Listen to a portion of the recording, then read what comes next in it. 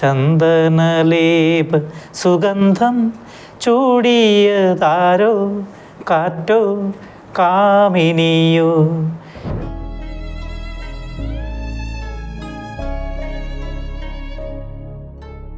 എനിക്ക് തന്നെ ഒരുപാട് പേര് എന്നോട് എൻ്റെ പേന ഏതാ, ഞാൻ ഉപയോഗിക്കുന്ന പേന ഏതാണെന്ന് ചോദിച്ചു ഒരുപാട് പേര് വിളിക്കാറുണ്ട്. ഇത് 15 രൂപയുടെ സാധാരണ പേനയാണ്. ജനമുഖം ടി വിയിലേക്ക് എല്ലാവർക്കും സ്വാഗതം. ഈ ആഴ്ചയിൽ നമ്മുടെ കൂടെ എത്തുന്ന വളരെ പ്രശസ്തനായ ചിത്രകാരൻ, ആരെയും തൻ്റെ ക്യാൻവാസിൽ വരയ്ക്കുന്ന വളരെ പ്രശസ്തനായ ശ്രീ രാജൻ പി സാറാണ്. അദ്ദേഹത്തെ നമുക്ക് സ്വാഗതം ചെയ്യാം. സാർ നമസ്കാരം.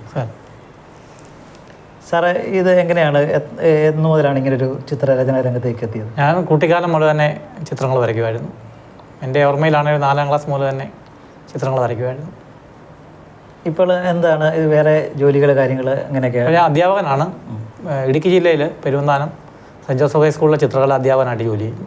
സാർ ഈ 2 മിനിറ്റ് കൊണ്ടൊക്കെ എങ്ങനെയാണ് നമുക്ക് സത്യത്തിൽ ചിന്തിക്കാൻ കഴിയില്ല. 2 മിനിറ്റ് കൊണ്ട് നമുക്ക് ഒരു പരിചയമില്ലാത്ത ഒരാളെയൊക്കെ പെട്ടെന്ന് 2 മിനിറ്റ് കൊണ്ട് ഇങ്ങനെ വരയ്ക്കുക എന്ന് പറയുമ്പം എങ്ങനെയാണത്, എങ്ങനെയാണ് അതിൻ്റെ ഒരു? ഞാൻ പ്രാക്ടീസ് ചെയ്ത് തന്നെ എടുത്തതാണ്.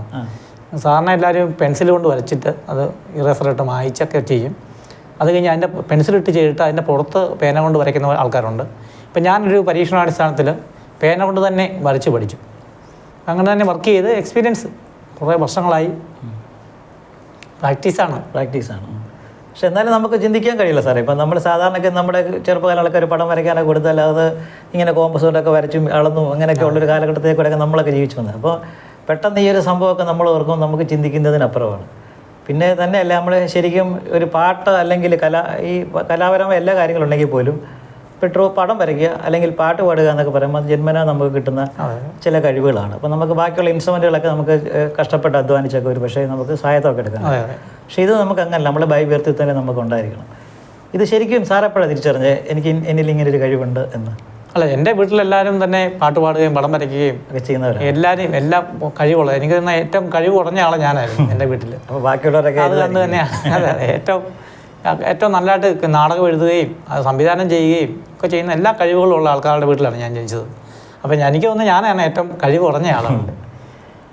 അപ്പോൾ നമുക്ക് ഇപ്പോൾ നമ്മൾ ആ ഇൻട്രോയിൽ പറഞ്ഞ പോലെ തന്നെ 2 മിനിറ്റ് കൊണ്ട് ഒരു പടം വരയ്ക്കുന്ന ഒരാൾ അപ്പോൾ കാണുന്ന ആൾക്കാർക്കൊരു ആങ്സൈറ്റി ഉണ്ടാവും. ഇത് എങ്ങനെയാണ് 2 മിനിറ്റ് കൊണ്ട് സാർ ചെയ്യുന്നത്?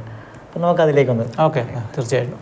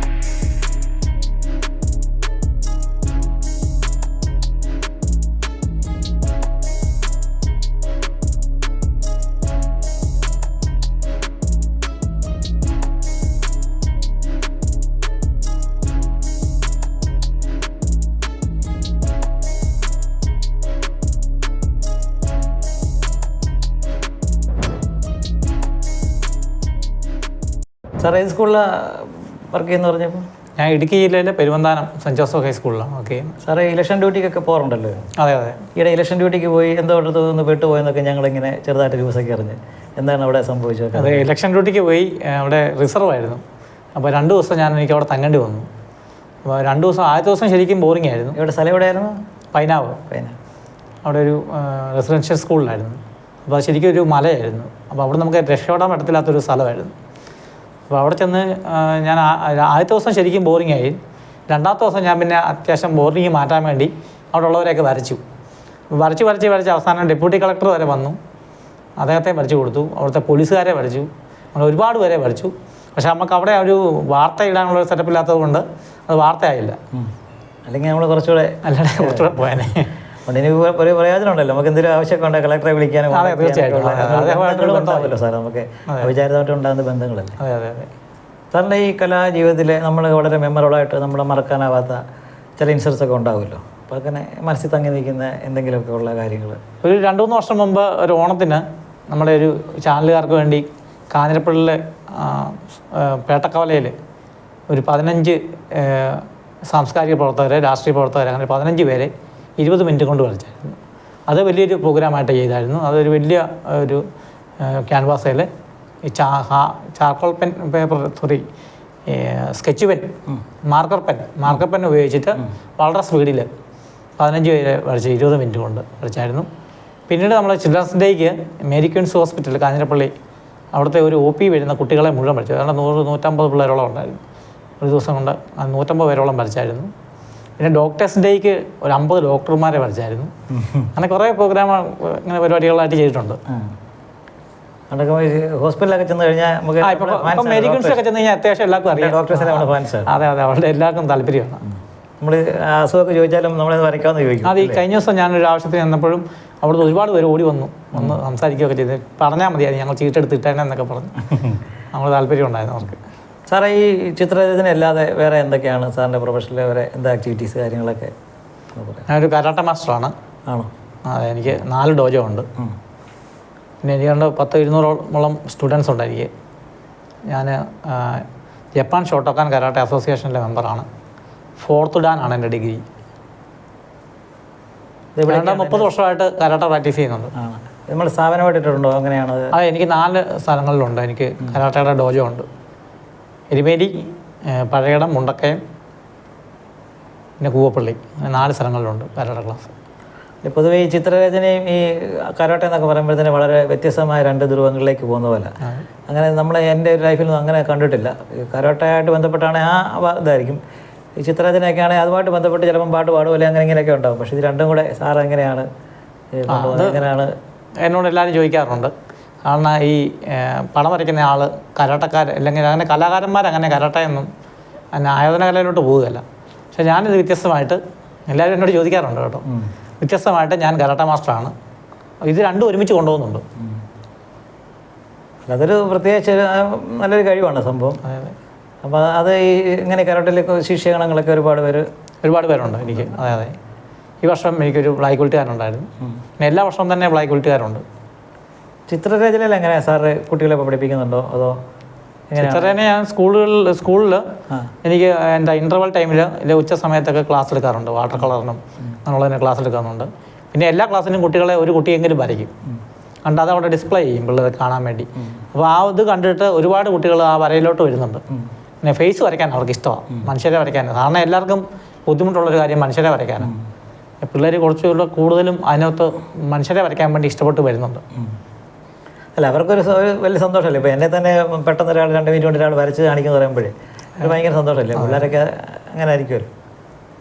പിന്നെ സാറിൻ്റെ ഫാമിലിയൊക്കെ അങ്ങനെ തന്നെ നമുക്ക് ഫുൾ സപ്പോർട്ടാണോ കാര്യങ്ങളാണോ? ഫാമിലി ആദ്യം ആ കൊറോണ സമയത്ത് ഞാൻ ഫുൾ ടൈം വരയ്ക്കുമായിരുന്നു. അപ്പോൾ ശരിക്കും എതിർപ്പായിരുന്നു.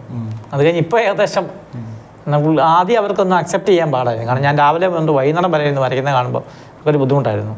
പക്ഷെ ഇപ്പോൾ ലൈവൊക്കെ ഇട്ട് ഞാനൊക്കെ ഫുൾ ടൈം ഉണ്ടായിരുന്നു. ഒരു പ്രാവശ്യം വരെ ലൈവ് വന്നില്ല. അപ്പോൾ ഞാൻ എൻ്റെ ഒരു പടം ഇട്ട് അയച്ചു തന്നു. സാറ് വരെ പെട്ടെന്ന് ലൈവിൽ തന്നെ എന്നെ തിരിച്ചു വരും. അതൊക്കെ ഞാൻ ഓർക്കുന്നുണ്ട്. അതെ അതെ. അപ്പോൾ ആദ്യം ഒരു എതിർപ്പുണ്ടായിരുന്നു. പക്ഷേ ഇപ്പോൾ കുഴപ്പമില്ല. ഇപ്പം സപ്പോർട്ടുണ്ട്, ശരിക്കും നല്ല സപ്പോർട്ടുണ്ട്. അത് പറ്റിയല്ലോ. അതെ അതെ അതെ അതെ, എല്ലാ കാര്യത്തിനും സപ്പോർട്ടുണ്ട് അവളുടെ. പിന്നെ പിള്ളേർ 2 പേരാണ്. അതുകൊണ്ട് AK സ്കൂളിൽ പഠിക്കുന്നത് കാഞ്ഞിരപ്പള്ളി. കുട്ടികൾക്ക് എങ്ങനെ കഴിവ്? കുട്ടികളും നല്ലതായിട്ട് പടം വരയ്ക്കുന്നതും പാട്ട് പാടുകയൊക്കെ ചെയ്യും. രണ്ടുപേരും കരാട്ടയിലും ഉണ്ട് രണ്ടുപേരും. സാറ് പാട്ട് പാടിയല്ലേ? ഞാൻ സാറ് പാട്ട് പാടുന്നൊക്കെ പാട്ടും പാടും. അവർ സകലകലാവല്ലഭനാണ്.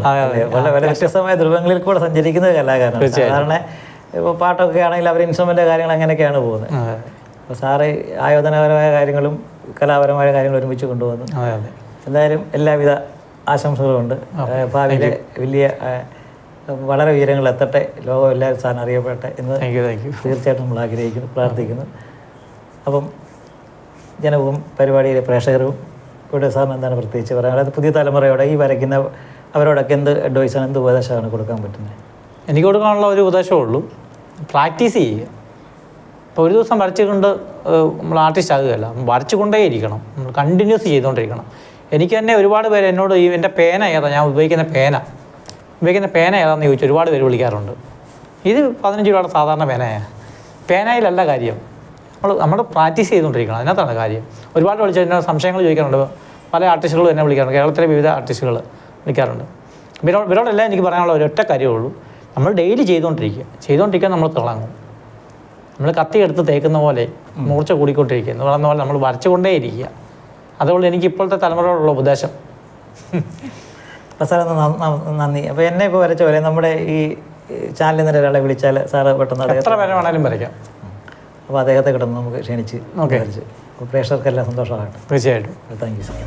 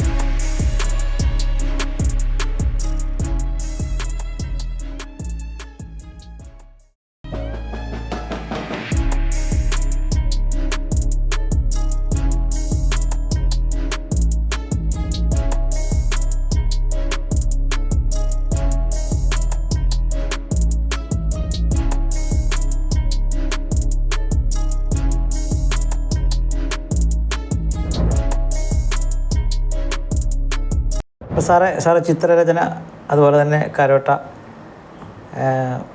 പിന്നെ സാറ് പാട്ട് പാടുമോ? എങ്ങനെയാണ്? പാട്ട് പാടും. ഒരു 4 ലൈൻ പാടിക്കൊണ്ട് വരയ്ക്കുന്ന ഒരു പരിപാടി ഉണ്ട് അല്ലേ? അപ്പോൾ എന്താ നമുക്കൊരു 4 ലൈൻ പാട്ട്? ഓക്കെ, തീർച്ചയായിട്ടും. ചന്ദനലേപ സുഗന്ധം ചൂടിയതാരോ കാറ്റോ കാമിനിയോ, ചന്ദനലേപ സുഗന്ധം ചൂടിയതാരോ കാറ്റോ കാമിനിയോ, മൈവർണ്ണപ്പെട്ടി തുറന്നു കൊടുത്തതു യൗവനമോ ഋതുദേവതയോ, യൗവനമോ ഋതുദേവതയോ, ചന്ദനലേപ സുഗന്ധം ചൂടിയതാരോ, കാറ്റോ കാമിനിയോ.